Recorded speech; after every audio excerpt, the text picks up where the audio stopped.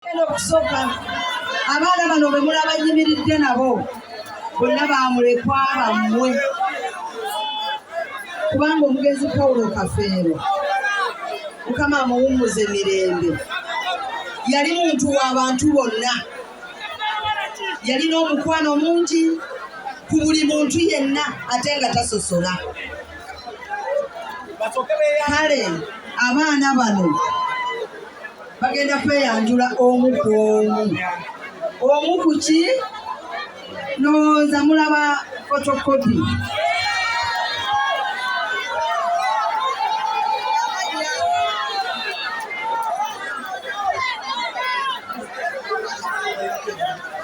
Amanyagano Erinnya Kafeero Ronald Kafeero Dube mutabani wa mugenzi Paulo Kafeero yaza nnyo okujja mu kikumi yaza ipera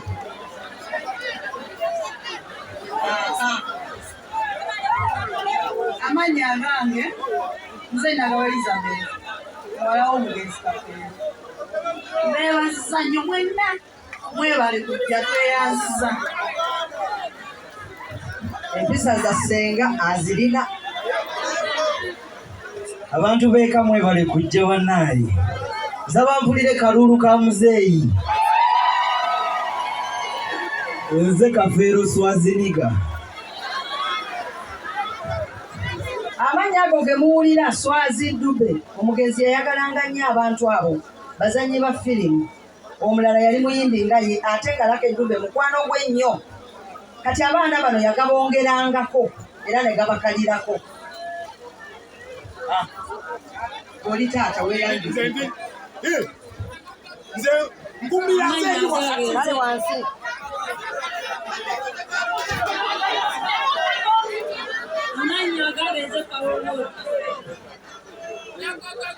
Paulina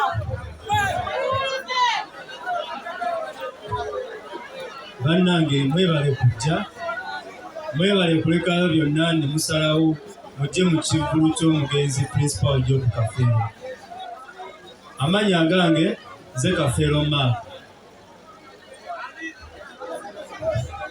abange muwulirize muleme kuddamu kubuuza nti ate gwani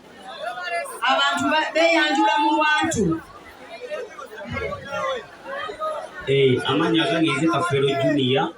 mutabani wa mugana wange mutabani wa Kafeero Yino Chikaya College School essomero eryegulidde erinnya mu kusomesa abaana ate ne bayita ssomero lya Dene Boarding mix y'abawala n'abalenzi senior 1 paka senior 6 balina library science ko ne computer labs byonna bijjudde balina arts ne science subjects co-curricular activities ko ne section y'ebyemikono omuli okusiba enviiri okukanika n'ebirala ebigwa mu kkowe eryo omwana n'ava ku ssomero lino ng'ali self contained kyewuunyisa ensimbi zaabwe ze zijja mu nsawo ya buli muzadde basange Chikaya Bulenga Mitiana Road okumanya ebisingawo noti 757 mukaaga 4 mm 5